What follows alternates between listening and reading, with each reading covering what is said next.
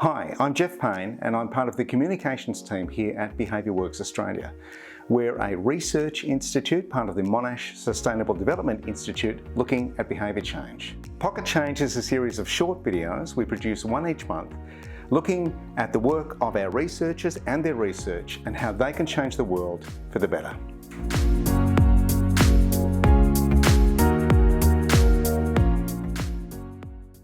Hi everyone, Jeff Payne here with Mark Boulet.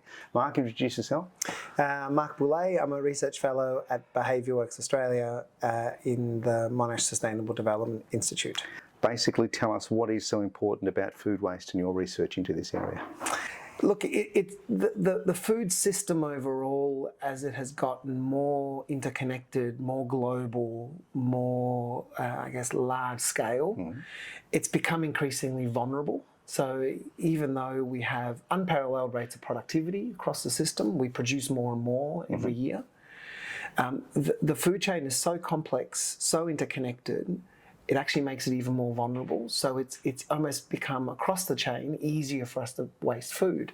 You know, we have a conflict in one particular area, which means that wheat doesn't get to another area and then it spoils. Right. We have, say, price rises in one area or a shift in demand, and it means that food that's grown in another area doesn't go to market.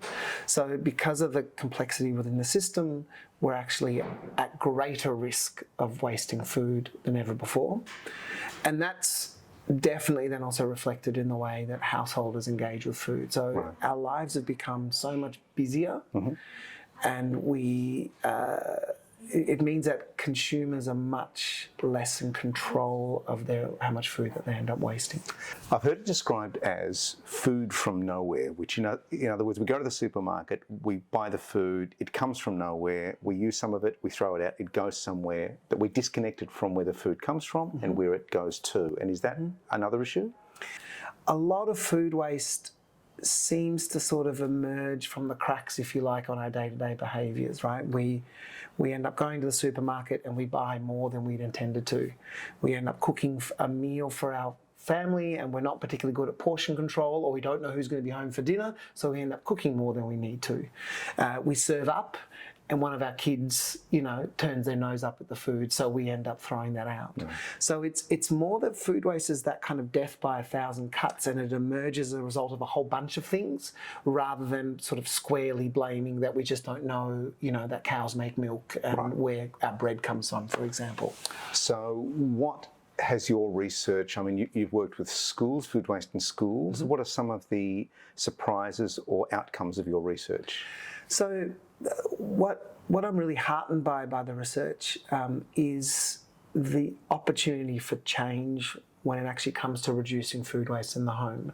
So when you look at, say, resource consumption in homes more generally, there's a lot of things that are kind of locked in for us. We don't have a lot of control over, say, the emissions that come from the electricity that we use, or, a house has gas locked into it, so we kind of are needing to, say, consume water and energy in ways that are almost sort of preset for us by the nature of the home that we live in.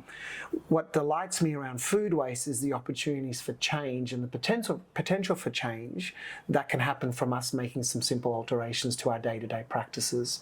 And that's really kind of empowering in a sense, because it means that if people are feeling frustrated about wanting to make a contribution, feeling nervous about sort of the state of the world and the state of the environment, by reducing or changing their practices related to food waste, they can actually make some really important contributions to that. Some of your research was showing that if parents and children prepare meals together, that impacts how they treat the food in terms of waste. Yeah, exactly. So, one of the things around food waste within homes is it's not always up to one particular person. We tend to think it's about, changing the behaviours of the person who is what we call the dietary gatekeeper. So the person who's mainly responsible for shopping and cooking. Yep. Typically in Australia, and actually probably in most countries, does tend to be the mother. I suspect that's shifting a little bit more, but yes, it is still the mother.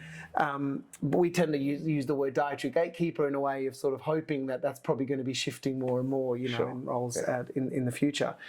But going back to the point of kids and parents, one of the things that we found, particularly for households that are that are family-based households, so that have children. Children are actually one of the sort of reasons for households wasting food. It's because a lot of the activities of the person who's responsible for shopping and cooking is geared to meet the schedules, the appetites, the tastes, the preferences of their children.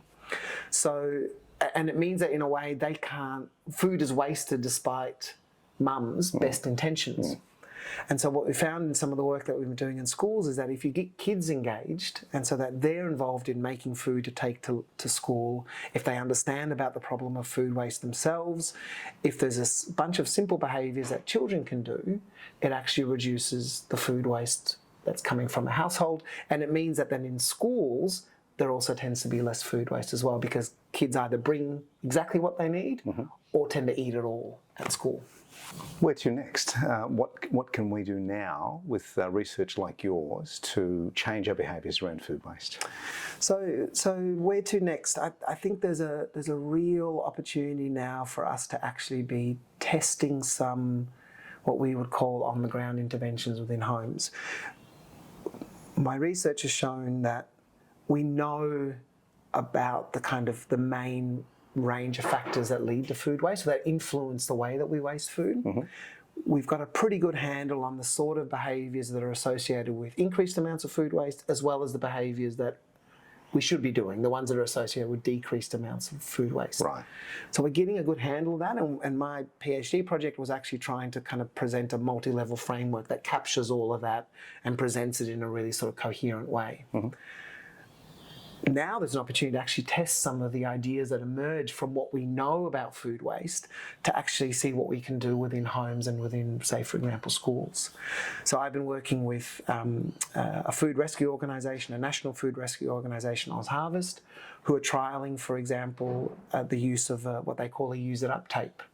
And this use-it-up tape, basically, the idea is very simple. It serves as a visual prompt where you tape off an area in your fridge or in your pantry where you place items that need to be used up before you go shopping again. Or you can just label individual containers of food. And it just serves as a reminder for when people open the fridge, oh yeah, that yogurt, I better use that up before I go shopping. We've been testing that in the field, and we found that people that have used the tape over a 2-week period have reported a 40% reduction in food waste, primarily in the amount of fresh fruit and vegetables they waste, as well as the amount of meat and yogurt. So a lot of those fresh, easily spoilable items, that tape has allowed them to have greater control over spoilage for items that need to be used up. So I think it just shows there is a huge opportunity to continue to test these kind of innovative yet simple ideas, because the impacts are actually really, really profound. And when you think food waste accounts for 10% of global emissions, it's a really great way to actually reduce, climate change. Especially in a world, exactly, with climate change and global supply chains being disrupted through political war events, climate change events.